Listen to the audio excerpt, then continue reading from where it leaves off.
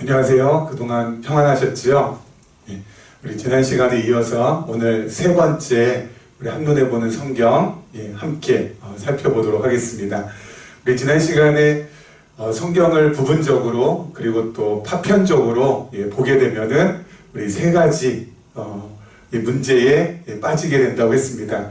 우리 첫 번째가 기복주의고요. 그리고 두 번째가 율법주의, 그리고 세 번째가 신비주의입니다. 그러면 이렇게 기복주의, 또 율법주의, 신비주의는요 공통점이 하나 있습니다. 다른 것이 아니라요, 바로 이 세 가지의 공통점은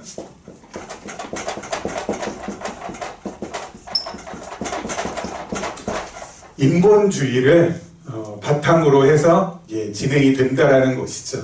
그러니까 이 사람이 중심이 되는, 인간이 중심이 되는 그러한 것으로 진행이 되고, 그래서 이 사람을 부각시키게 된다라는 것이죠. 사실 성경은 하나님을 부각시키고 또 하나님을 더 우리가 깊이 있게 알고 깨달아 가야 되는 그런 책인데도 불구하고 우리 성경을 부분적으로 그리고 또 파편적으로 또 맥락 없이 그렇게 보게 되면은 정반대의 결과가 나온다라는 것입니다.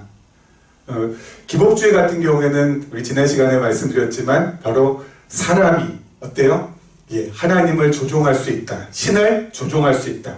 신을 내 마음대로 움직일 수 있다. 바로 이런 이 인본주의의 바탕을 두고 진행을 하고 있는 거고요. 그리고 또 율법주의도 마찬가지입니다.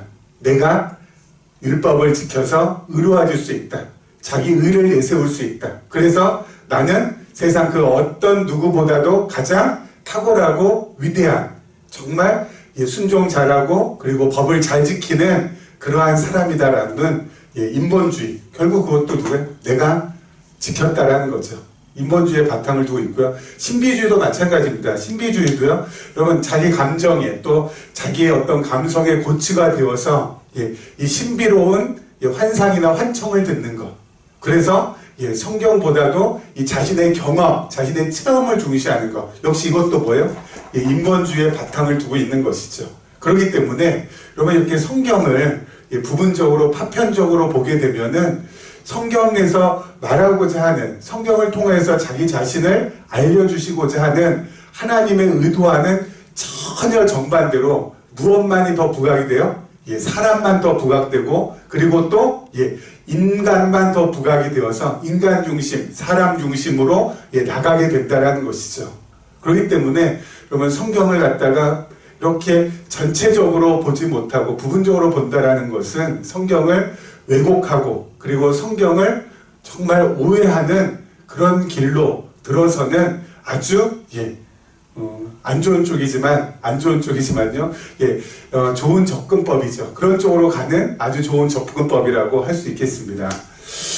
그렇다면은 이제부터 저희가 살펴볼 이 계시적인 관점에서, 우리 지난 시간에 잠깐 말씀드린 대로 성경은 하나님의 계시인데, 그렇다면은 계시를 중심으로 해서 이 성경을 보자고 했을 때 과연 성경은 우리에게 어떻게 펼쳐질 것인가, 그것에 대해서 오늘부터 이제 드디어 본격적으로 세 번째 시간입니다만은 드디어 본론에 드디어 이제 들어가게 되네요. 자, 그래서요 우리 한번 보도록 하겠습니다. 지난 시간에 이어서 우리 문제 3번이네요. 과연 성경 전체에 논리성은 있는가? 이렇게 문제가 나와 있습니다. 성경 전체의 논리성, 성경 전체가 숨이 일관된 일관성. 여러분 이 창세기부터 계시록까지 어떻게 하나의 맥락으로, 하나의 흐름으로 이어져 있는가? 이것은 종교개혁자들이 정말 밝혀내고자, 그리고 또 그것을 정말 알고 싶어 했던 부분이기도 합니다.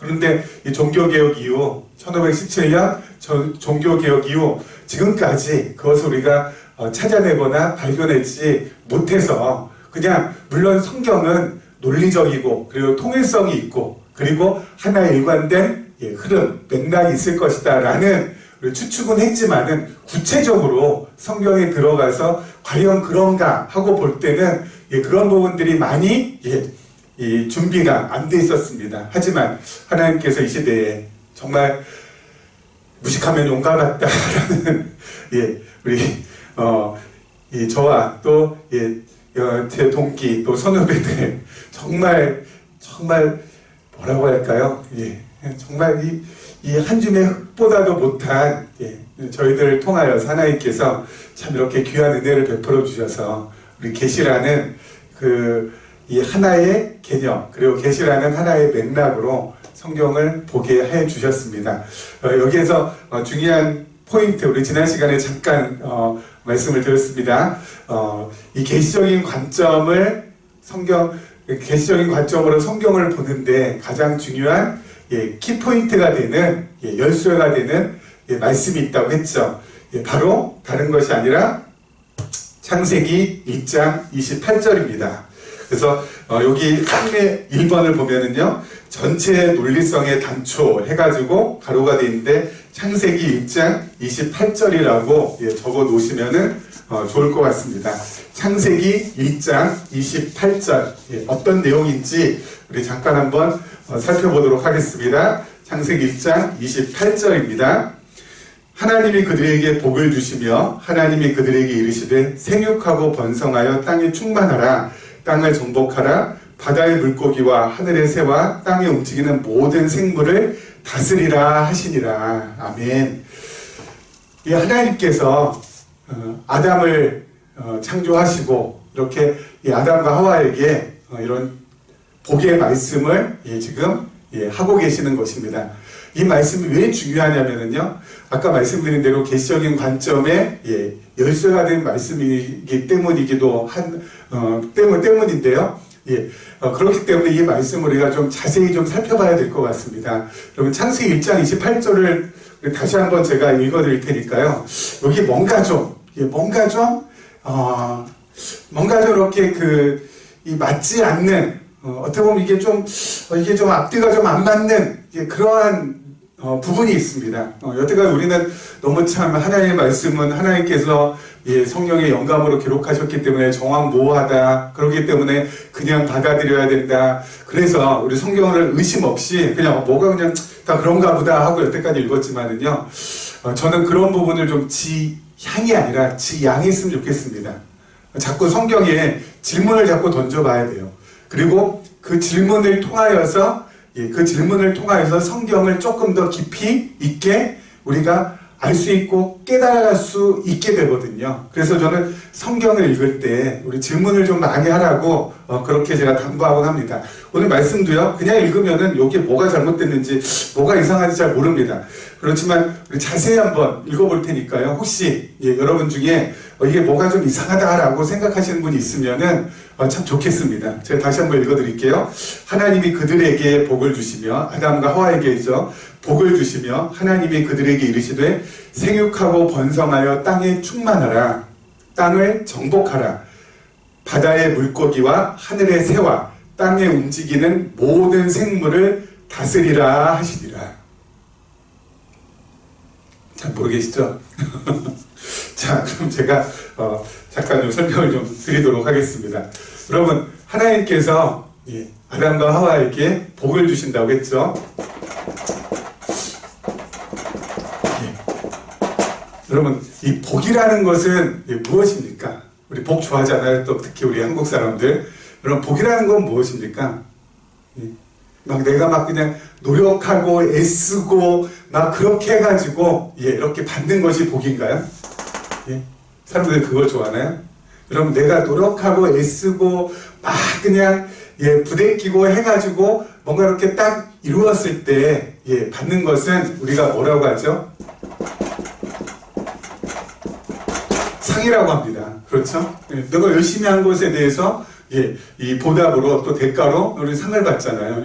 우리 잘 알다시피 학생들이 열심히 공부해가지고 반에서 1등 한다거나 전교에서 1등 한다거나 대회 나가서 우승을 한다거나 하면은 당연히 상을 받죠. 여러분들 복은 상이 아니죠. 상과 복은 다릅니다. 복은 그럼 뭔가요? 복은 이거는 그냥 절로 나에게 주어지는 것입니다. 복이라는 것은 내 노력 그리고 내 땀 그리고 내 눈물 상관없이 주어지는 게 바로 복이죠. 만약에 나의 피와 나의 땀과 나의 눈물이 들어가서 그 노력의 대가로 그 땀방울의 대가로 얻는 것이라면은 상이겠죠. 근데 복은 거저 우리가 받는 거라는 거죠. 거저 받는 거. 그냥 받는 거. 나의 노력의 대가 전혀 상관없이 그냥 이렇게 하늘에서 그냥 진짜 그야말로 뚝 떨어지는 거. 그래서 너무 좋은 것. 이게 바로 복 아닌가요? 그러니까 사람들이 이 복을 너무 좋아하고 또 갈급해하는 거겠죠.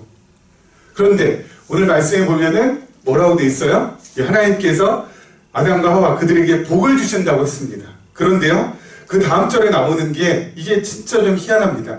하나님 그들에게 이르시되 생육하고 번성하여 땅에 충만하라. 땅을 정복하라. 바다의 물고기와 하늘의 새와 땅에 움직이는 모든 생물을 다스리라 하시니라.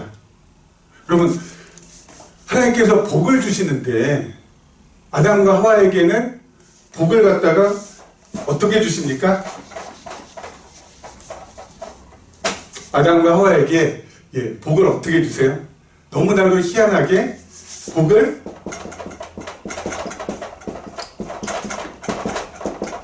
명령문의 형식으로 주세요. 명령문의 형식으로. 그렇죠? 땅에 여기 다시 한번 읽겠습니다. 생육하고 번성하여 땅에 충만하라. 그 다음에 땅을 정복하라. 그 다음에 바다의 물고기와 하늘의 새와 땅에 움직이는 모든 생물을 다스리라. 이게 전부 다 뭐예요? 명령문입니다. 명령. 여러분, 복하고 명령하고 명령문하고는 이게 잘 어울린다고 생각하세요?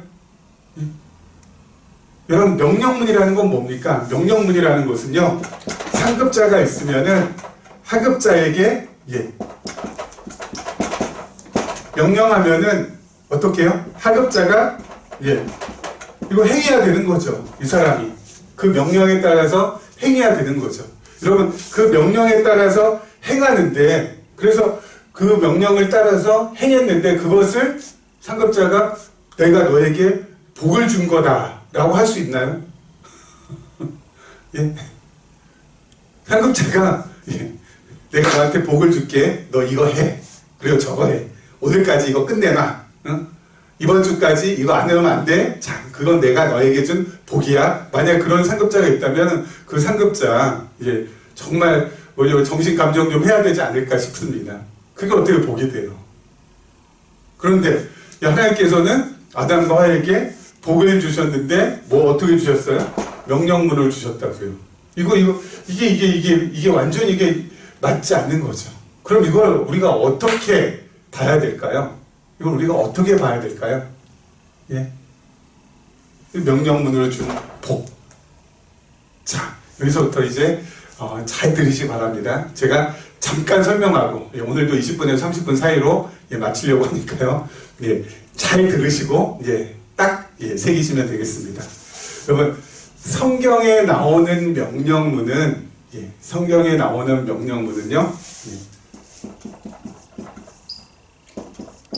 절대 명령이라고 합니다.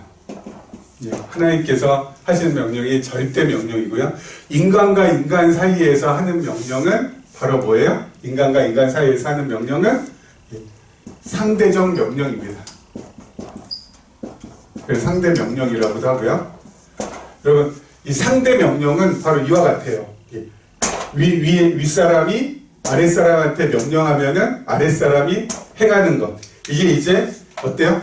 우리 인간 사회에서 사람과 사람들 사이에서는 이런 게 너무나도 많이 있지 않습니까? 그런데 이 절대 명령이라는 것은 무엇이냐면요,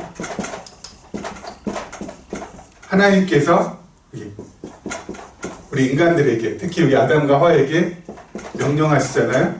그러면은 이 사람이 어때요? 땅에 충만하고 번성하고 그 다음에 땅을 정복하고 그리고 다스리고 그래 내가 다 해야지 해서 이렇게 행하는, 이게 아닙니다. 그러면 뭐예요? 하나님께서 명령하시고 인간들에게 인간이 이거 행하는 것이 아니라 하나님께서 명령하시고 하나님께서 직접 행하시는 거라는 거죠. 그게 바로 절대 명령입니다. 특히 또 한 가지 중요한 부분은 바로 뭐냐면요, 여러분, 히브리어는 또 헬라어는 이게 성경 이게 원어로 되어 있는데요, 우리는 명령할 때, 명령문을 할 때, 좋았는데 명령문을 할 때 우리는 주로 능동태로 명령을 씁니다. 그럴 수밖에 없죠. 내가 저 사람을 해라, 너 이거 저거 해라, 하지 마라. 그렇죠. 그건 전부 다 능동형으로 된 명령문이죠. 근데 성경은 수동으로 된 명령문이 있습니다. 그것은 한글로도 영어로도 잘 번역하기가 어렵습니다. 바로 창세기 1장 28절이 아마 그와 같은 경우라고 생각이 되는데요. 여러분, 수동으로 되어 있는 명령문은 이게 바로 절대적 명령인데 바로 뭐예요? 하나님께서 명하시고 하나님께서 해주신다라는 거예요. 능동형 명령문은 상급자가 명령하면 하급자가 행해야 되는 거지만은 성경에 나오는 절대 명령 또는 수동 명령은 상급자가 명하고 상급자가 해주는 거예요. 그래서 여러분 번역을 갖다가 할 수밖에 없어서 이렇게 했지만 원래대로 원문에 맞게 번역을 하자면은 어떻게 번역하면 될까요? 자, 그들의 복을 주시면 하나님 그들의 일을 생육하고 번성하여 땅에 충만하게 해줄게. 그리고 땅을 정복하게 해줄게. 그리고 바다의 물고기와 하늘의 새와 땅이 움직이는 모든 생물을 다스리게 해줄게. 이렇게 하면은 좀 더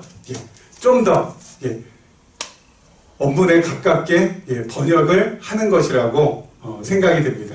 여러분, 만약에 그렇게 번역을 하면은 그게 바로 뭐가 되는 거예요? 복이 되는 거죠.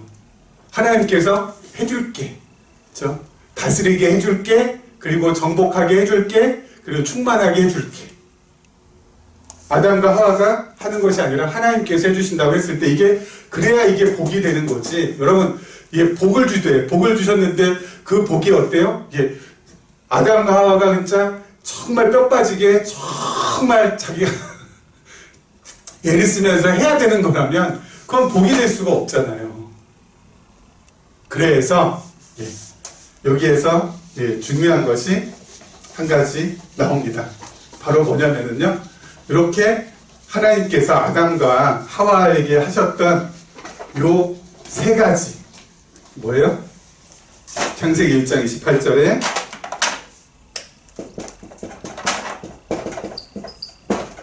했던 세 가지, 그죠? 자손을 번성하게 해주셨다는 것, 자손. 그리고 두 번째가 땅을 정복하게 해주시겠다라는 것. 그리고 세 번째가 다스리게 해주시겠다는 것. 통치입니다. 여러분, 자손, 땅, 통치를 하나님께서 해주시겠다고 하는 걸 갖다가 복으로 하나님께서 그들에게 주셨고, 바로 그 복이 곧 뭐가 될 수 있는 거예요? 언약 또는 약속으로 주어졌다라고 볼 수가 있는 것이죠. 그래서 하나님께서 자손을, 땅을, 통치를 하게 해주시겠다라는 것을 조금 더 요즘이라고 해야 되나? 조금 더 저희가 좀 잘 쓰는 용어로 정리하면은 이 자손, 땅, 통치 요 세 가지를 뭐라고 합니까? 여러분, 국가의 3요소가 바로 뭐예요? 국민, 영토, 국토, 그 다음에 주권, 국권이잖아요. 그래서 결국 하나님께서 아담과 하와에게 해주시겠다라는 것은 나라를 이룰 수 있도록 해주신다라는 그런 약속입니다. 그것이 바로 복이고요. 그래서 창세기 1장 28절에 요 약속이 출애굽기, 레위기, 민수기, 신명기를 거쳐서 저기 에스라, 느헤미야, 에스더까지 구약의 역사서를 갖다가 관통하는 하나의 맥락을 만들어주는 중요한 열쇠가 되는 것이죠. 그래서 이 창세기 1장 28절이 아까 말씀드린 대로 계시적인 관점에서 성경을 보는 데 있어서 키 역할을 한다라고 말씀을 드렸습니다. 오늘은 여기까지 해야 되겠네요. 시간이 너무 짧은 게 많이 아쉽죠? 저만 그런가요? 아무튼 여러분들 오늘도 좋은 하루 보내시고 우리 건강한 하루 보내시고 우리 다음 네 번째 강의에서 다시 뵙도록 하겠습니다. 여러분 시청해 주셔서 감사하고요. 오늘도 은혜 가운데 지내시기를 부탁을 드리겠습니다. 감사합니다.